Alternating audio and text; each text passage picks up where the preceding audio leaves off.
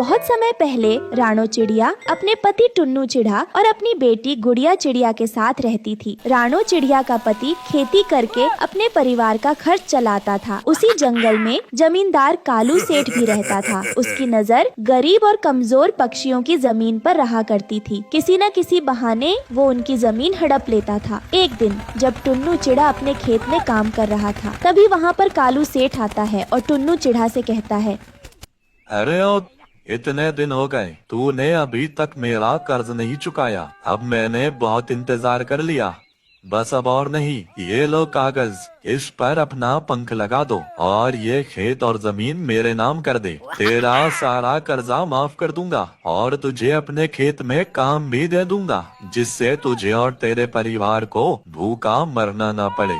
आप किस कर्ज की बात कर रहे हैं सेठ जी? मैंने कब आपसे कर्ज लिया है? मैंने तो आज तक आपसे कोई कर्ज लिया ही नहीं है। फिर मैं अपना खेत आपके नाम क्यों करूं? सुबह सुबह आप में चढ़ा रखी है क्या? जाइए यहाँ से, मुझे बहुत काम है मेरे खेत में। अच्छा, तो तू ऐसे नहीं मानेगा। ये देख, तेरे पंख का निशान लगा है इस कागज पर। तूने मुझसे पूरे 50,000 रुपए उधार लिए हैं।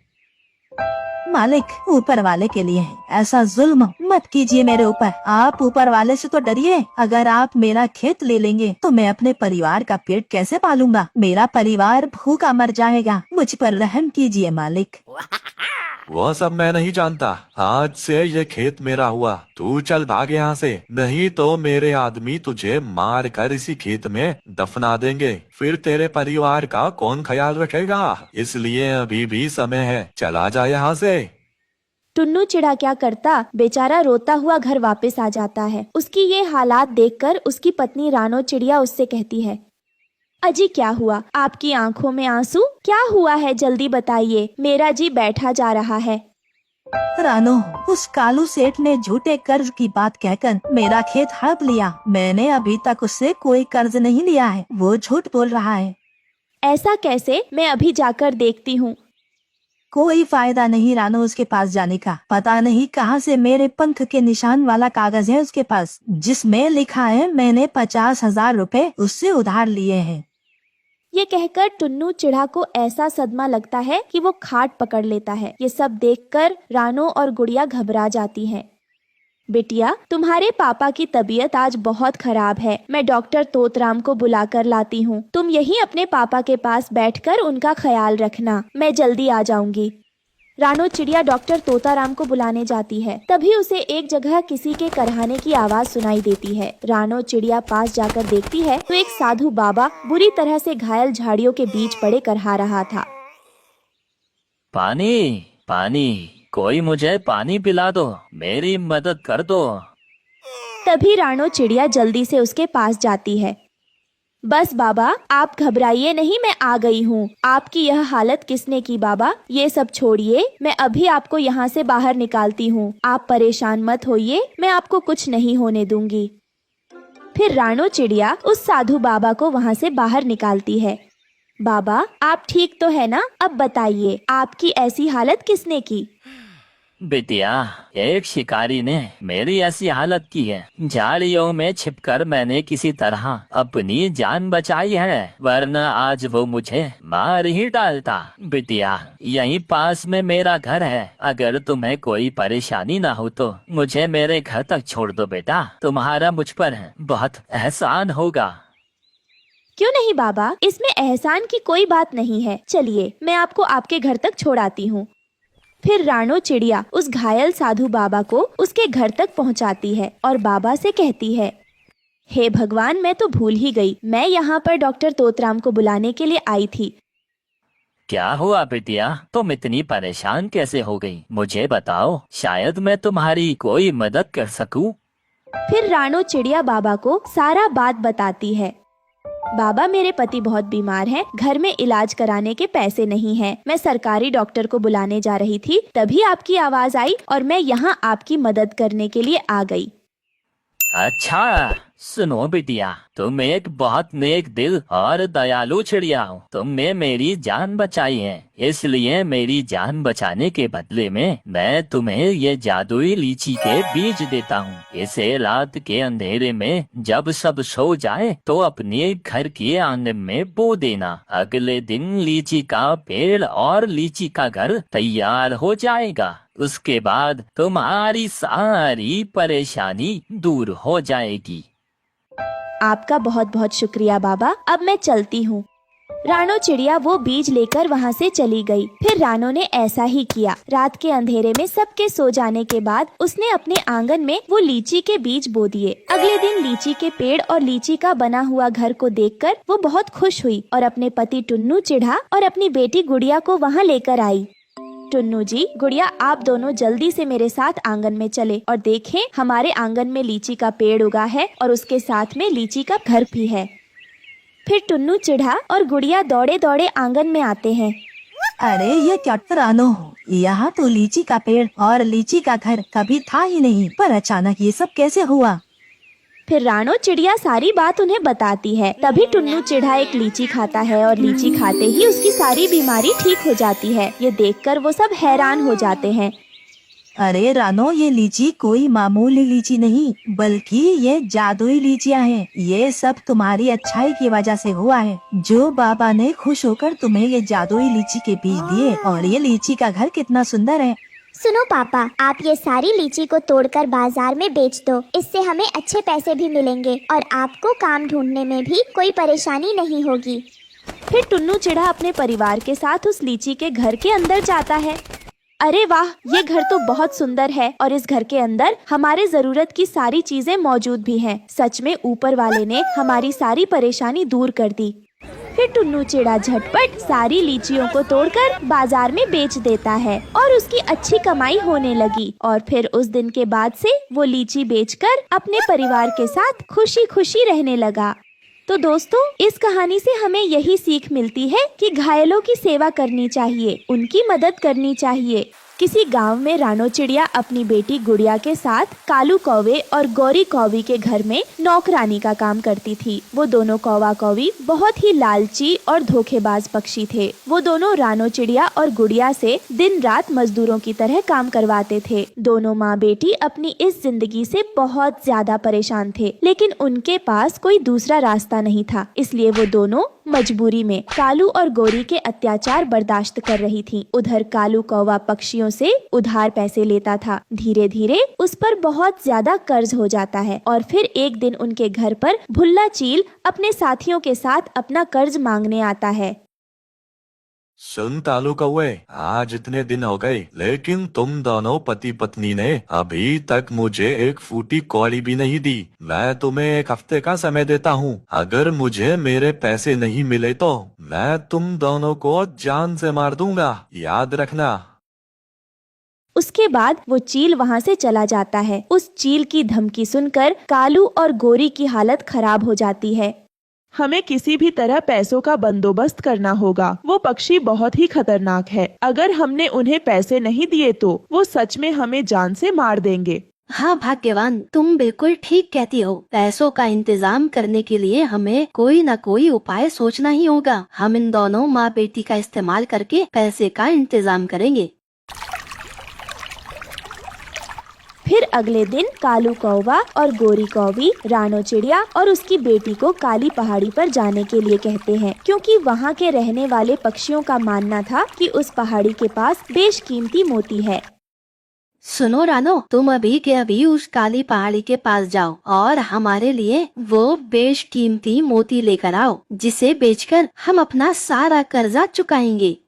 मालिक, लेकिन मैं वहाँ कैसे जा पाऊंगी? आपको पता है ना, वहाँ पर खतरनाक।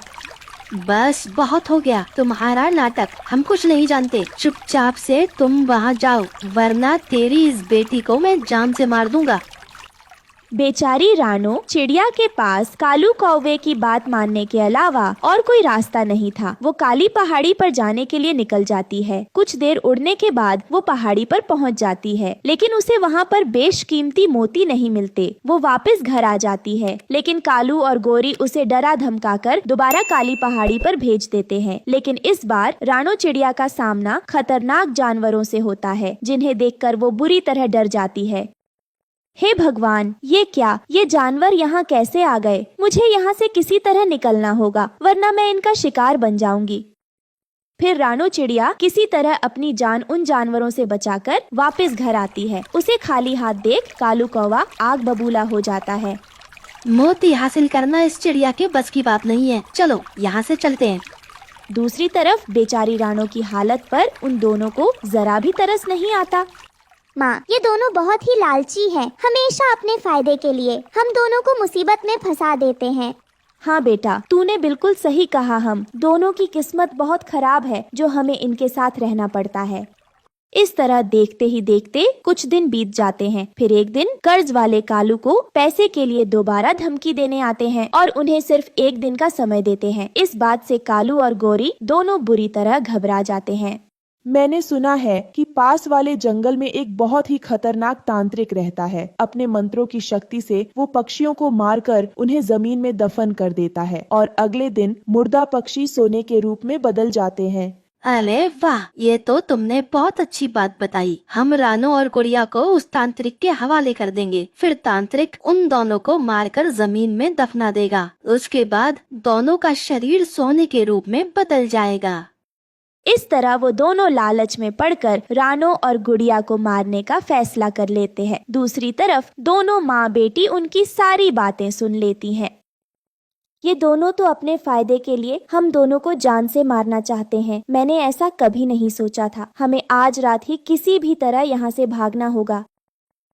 फिर रात में मौका देखकर रानो चिड़िया अपनी बेटी के साथ वहाँ से भाग निकलती है। भागते हुए वो दोनों दूर जंगल में जा पहुँचते हैं। माँ, मुझे बहुत प्यास लगी है, अब मैं और नहीं उड़ सकती। तभी उन्हें झाड़ियों के पास एक बड़ा सा कुआं दिखाई देता है। दोनों माँ बेटी जैसे ही कुएं के पास पहुंचते हैं कि तभी अचानक कुएं के अंदर से एक तांत्रिक बाहर निकल आता है। ओए, तुम दोनों कौन हो और इस खतरनाक जंगल में क्या करने आए हो? रानो उस तांत्रिक को कालू और गोरी की सारी बातें बताती है। अच्छा, तो ये बात है। तुम दोनों फिक्र मत करो, आज से तुम दोनों मेरे साथ रहो। फिर तांत्रिक उन दोनों को अपने जादुई स्ट्रॉबेरी घर में ले आता है। उस विशाल स्ट्रॉबेरी घर को देखकर रानो और उसकी बेटी बहुत खुश होते हैं। सच में ये स्ट्रॉबेरी का घर तो बहुत सुंदर है। फिर तांत्रिक अपने जादू से वहाँ पर एक और स्ट्रॉबेरी का घर बना देता है। रानो चिड़िया, ये लो, ये जादुई स्ट्रॉबेरी का घर आज से तुम दोनों का है। इस घर में तुम्हारी जरूरत की चीजें मौजूद हैं। अब तुम्हें परेशान होने की कोई जरूरत नहीं। तांत्रिक की बात सुनकर रानो चिड़िया अपनी बेटी गुड़िया के साथ उस स्ट्रॉबेरी घर के अंदर जाती है और उसमें रहने लगती है। ऐसे ही कुछ दिन बीत जाते हैं। रानो चिड़िया अपनी बेटी के साथ नदी पर सैर करने आती है। तभी कालू और गोरी उन दोनों को देख लेते हैं। फिर वो दोनों उनका पीछा करते हुए जादुई स्ट्रॉबेरी घर तक पहुंच जाते हैं। यह जादुई स्ट्रॉबेरी का घर तो बहुत ही कमाल का है। इस घर की शक्तियों के जरिए हम बहुत धनवान बन सकते हैं। हमें किसी भी तरह इस घर को अपने कब्जे में लेना होगा। उस समय तांत्रिक कहीं बाहर गया हुआ था। रानो और गुड़िया घर पर अकेले थे। तभी कालू और गोरी घर के अंदर घुस जाते हैं। उन दोनों को अचानक देख माँ बेटी घबरा जाती है। तुम दोनों ने क्या सोचा था? इतनी आसानी से हमारी चुंगल से निकल जाओगे? अब तुम दोनों को मारकर हम इस घर पर अपना कब्जा कर लेंगे। चलो, मरने के लिए तैयार हो जाओ। ये कहकर वो उन दोनों को मारने के लिए आगे बढ़ता है। तभी तांत्रिक वहाँ पर आ जाता है। रुक जाओ कालू कौवे, बस अब बहुत हुआ। तुम दोनों बहुत ही ज्यादा बुरे हो। अब मैं तुम दोनों को ऐसी सजा दूंगा जिससे तुम दोनों को तुम्हारी नानी याद आ जाएगी। फिर अगले ही पल उस जादुई स्ट्रॉबेरी घर के अंदर से एक तेज रोशनी निकलती है और वो कालू और गोरी को स्ट्रॉबेरी के रूप में बदल देती है। फिर तेज हवा के झोंके के साथ वो दोनों स्ट्रॉबेरी हवा में उड़ते हुए वहाँ से दूर जंगल में चली जाती है। इस तरह कालू कौवे और गोरी कौवी को उनके की सजा मिल जाती है। उस दिन के बाद से रानो चिड़िया अपनी बेटी गुड़िया के साथ स्ट्रॉबेरी के घर में खुशी खुशी रहने लगती है। गुड़िया अपनी माँ रानो चिड़िया के साथ रहा करती थी। उनके पापा के न होने के कारण घर में किसी मर्द का सहारा नहीं था। रानो खेती में अनाज की छंटाई का काम करती और बचा कुचा अनाज घर ले जाती। उसी से वो अपने परिवार का पेट भरती। कुछ समय बीत जाता है। रानो चिड़िया की सेहत अचानक बिगड़ जाती है, जिससे वो काम पर नहीं जा पाती। उनकी ऐसी हालत देख आस पड़ोस के पक्षियों से जितना बन पड़ता उतना गेहूँ देकर उनकी मदद किया करते थे। एक दिन गुड़िया बेटी ने माँ से पूछा, माँ रोटियाँ बना दूँ? मटके में गेहूं पड़ा हुआ है जिसे छांटना है। मैं साफ कर दूंगी माँ, मैं उसी की सफाई के लिए जा रही हूँ। पर माँ गेहूं में बहुत कंकर हैं, सफाई करने में 1 घंटा लग जाएगा। आधे से ज्यादा तो कंकर और गेहूं तो ना के बराबर होता है। ये किसने ऐसा गेहूं दिया है? मुफ्त में मिला हुआ गेहूं ऐसा ही तो होगा बेटा, अपनी किस्मत में यही लिखा है बेटी। तभी दरवाजे पर ढोल बजाते हुए एक बाबा आए। गरीबों की सुनो, वो तुम्हारी सुनेगा। तुम 1 पैसा दोगे, वो 10 लाख देगा। बाबा हमारे पास कुछ नहीं, आप अगले घर जाइए। दहलीज पर आए हुए बाबा को खाली हाथ नहीं भेजा करते। जो है वह दे दो बेटी। माँ बेटी के मना करने पर भी बाबा जी वहाँ से नहीं हिले। इसलिए गुड़िया ने अपनी माँ से कहा, माँ हमारे पास जो है उन्हें देंगे तो उन्हें खुद समझ में आ जाएगा। फिर गुड़िया कंकर से भरा हुआ गेहूं वो बाबा को देने जाती है। ये देख बाबा गुड़िया चिड़िया की ओर देखते रहे। बाबा हमें क्षमा कीजिए, हमारे पास इसके अलावा और कुछ नहीं, इसीलिए हम आपको देने से मना कर रहे थे। हमें गलत मत समझिए। कोई बात नहीं बच्चा, क्या हुआ, पुण्य खाली नहीं जाता। ये लो तुम्हारे लिए ये बक्सा। ऐसा कहकर बाबा जी ने एक बक्सा वहाँ प्रकट किया। इस बक्से में तुम जो भी डालो, जो भी मांगो, वो तुम्हें मिलेगा। ऐसा कहकर ढोल बजाते हुए बाबा वहाँ से चले गए। गुड़िया को कुछ समझ में नहीं आया। उसने वो बक्सा उठाया और अंदर ले गई और अपनी माँ से कहा, माँ उन्होंने कहा जो है वो डालो, जो चाहो वो पाओ। इसका मतलब मुझे नहीं समझ आया। क्या पता बेटा। उसके बाद गुड़िया ने मटके से गेहूं निकालकर उसे साफ किया और माँ से कहा, माँ आज मुझसे जितना बन पड़ा मैंने गेहूं की सफाई कर दी और मुझसे नहीं होगा, बाकी मैं कल करूँगी। सफाई किए हुए गेहूं मैं इस बक्से में डाल देती हूँ। ऐसा कहकर गुड़िया ने उसके बक्से में जैसे ही गेहूं डाला, उसमें से रोटी बनकर बाहर निकली। यह देखकर दोनों को यह समझ में आया कि जो बाबा घर पर आए थे वो कोई साधारण नहीं बल्कि मायावी बाबा थे। उन दोनों ने पेट भरकर रोटियां खाईं और बाबा जी को मन ही मन धन्यवाद प्रकट किया। लेकिन यह खुशी उनके पास ज्यादा दिन तक नहीं थी। उनके पास जितना गेहूं था वो खत्म हो गया। माँ हमारे पास जितना गेहूं था सब खत्म हो गया। मैं खेत जाकर गेहूं की छटाई कर आती हूँ, थोड़ा गेहूं मिल जाएगा। बेटा अब फसल की कटाई हो गई है, उस जमीन पर अब कुछ नहीं मिलेगा। अब वहाँ भेड़ बकरियां घूम रही होंगी। अब हम क्या करें माँ? ऐसा कहकर गुड़िया उदास होकर बैठ गई। तभी उसे बाबा जी की कही हुई बातें याद आई, जो होगा वो डालो, जो चाहो वो पाओ। तुरंत गुड़िया ने उठकर उन कंकर को उस मशीन में डाल दिया। तभी माँ वहाँ आई। अरे पगली, ये क्या कर रही है तू? वो ऐसे बोल ही रही थी कि उस मशीन में से रोटियां बाहर निकलने लगती हैं। माँ इसका मतलब हम इसमें जो भी डालेंगे तो उसके बदले में हम रोटियां ही मिलेगी। माँ हमें अब कुछ नहीं करना पड़ेगा। हम इसमें कंकर भी डालेंगे तो उसके बदले में हमें रोटियां ही मिलेगी। हम रोटियों को बेचकर घर चला सकते हैं। हाँ, ये बढ़िया सोच है। उसके अगले ही दिन से वो दोनों रोटियां बनाकर बेचना शुरू करती है। उनकी रोटियों का स्वाद बहुत ही अच्छा होने के कारण उनके पास पक्षियों की भीड़ लगने लगी। धीरे धीरे उन लोगों ने बहुत पैसा कमाया। ये सब उस जंगल में रहने वाले कालू कौवा से देखा ना गया। ये गरीब माँ बेटी रोटियां बेचकर इतना कैसे अमीर हो सकती हैं? कुछ तो दाल में काला है। आज रात पता लगाता हूँ। कालू रात होते ही राणो के घर की खिड़की से झांककर देखने लगता है। माँ कल के लिए मैंने ये कंकर लाकर रख दिए हैं। कल सुबह रोटियाँ बेचने हमें जल्दी चलना है। कंकर से रोटियां? कुछ समझ नहीं आया। कालू बेटा, यहाँ पूरी दाल ही काली है। कालू ऐसा सोचकर वहाँ से चला जाता है। सुबह होते ही गुड़िया वो कंकर उस बक्से में डालती है और उसमें से रोटियां बाहर आने लगती हैं। दूर बैठा कालू कौवा ये सब देख रहा था। अब आया ना ऊंट पहाड़ के नीचे। मुझे कैसे भी ये जादुई बक्सा चुराना होगा और मैं फिर घर बैठकर रोटियां तोड़ूंगा। कालू अपने घर जाकर जादुई मशीन चुराने का प्लान बनाने लगा। वहीं दूसरी तरफ रोटी ले लो, गर्मा गर्म रोटियां ले लो, ताजा ताजा आटे की रोटियां ले लो। कुछ ही देर में उनकी सारी रोटियां बिक जाती हैं और वो अपना ठेला लेकर घर चली जाती है। ठेले को पेड़ के पास खड़ा करके जब अपने घोंसले में आती है तो अपना सर पीट लेती है। हे ऊपर वाले, हमारे घर किसने चोरी की? कौन हमारा बक्सा चुरा कर ले गया? कितने दिनों बाद हमारे घर खुशियाँ आई थी और वो भी कोई चुरा ले गया। माँ, आप परेशान ना हो, वो बाबा का जादुई बक्सा कहीं नहीं जाएगा, वो हमें जरूर वापस मिल जाएगा।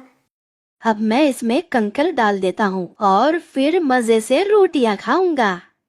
कालू कौवा जैसे ही उसमें कंकर डालता है, उसमें से एक जोर का बिजली का झटका कालू को लगता है और जोर के झटके के कारण उसका घोंसला आग की चपेट में आ जाता है। कालू जैसे तैसे करके अपनी जान बचाकर दूसरे जंगल भाग जाता है। अगली सुबह, माँ, मैं पानी लाने जंगल जा रही हूँ, आप अपना ध्यान रखना। गुड़िया पानी की तलाश में इधर उधर भटक रही होती है। तभी उसकी नजर झाड़ियों के पीछे पड़े जादुई बक्से पर जाती है। वो तो शायद जादुई बक्सा है। गुड़िया खुशी खुशी वो बक्सा उठाकर घर ले जाती है। इस तरह दोनों माँ बेटी की जिंदगी में खुशियाँ आ जाती हैं और वो रोटियाँ बेचकर अपना घर चलाने लगती हैं। दुष्ट कालू कौवा रोजाना अपना चेहरा छिपाकर पहाड़ों पर बैठ जाता और किसी भी आते जाते पक्षियों का भोजन छीन लेता। आज मिट्ठू तोता अपने लिए अपना सेब लेकर आ रहा था। कितना लाल है मेरा सेब, कितना मीठा है मेरा सेब, आज मिट्ठू खाएगा लाल सेब। ये कहकर मिट्ठू तोता अपना सेब लेकर जा रहा था। वो अभी पहाड़ों की तरफ पहुंचा ही था कि पीछे से कौवा अपना चेहरा छुपाए आता है और वो मिट्ठू का सेब लेकर भाग जाता है। मिट्ठू तो वहीं बैठकर रोने लग जाता है। ले गया वो कमबख्त जालिम मेरा सेब, ले गया। पूरे 1 महीने बाद मुझे आज सेब खाने को मिला था। मैं बताऊंगा सबको, बताऊंगा, न्याय चाहिए मुझे।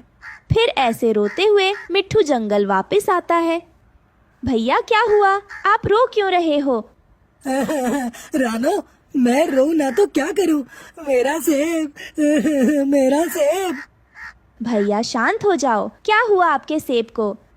वो पहाड़ी वाला डाकू आज मेरा सेब छीन कर भाग गया और मैं तो उसे पहचान भी नहीं सका। भैया ये लो, आप ये दाना खा लो और शांत हो जाओ आप। देखना, एक ना एक दिन वो जालिम जरूर हमारे हाथ पड़ेगा। वाह वाह, लाल है ये सेब और बहुत मीठा भी होगा। कैसे गाने गाते हुए जा रहा था मिट्ठू, मगर मैंने उसे रुला दिया और छीन लिया उसका सेब।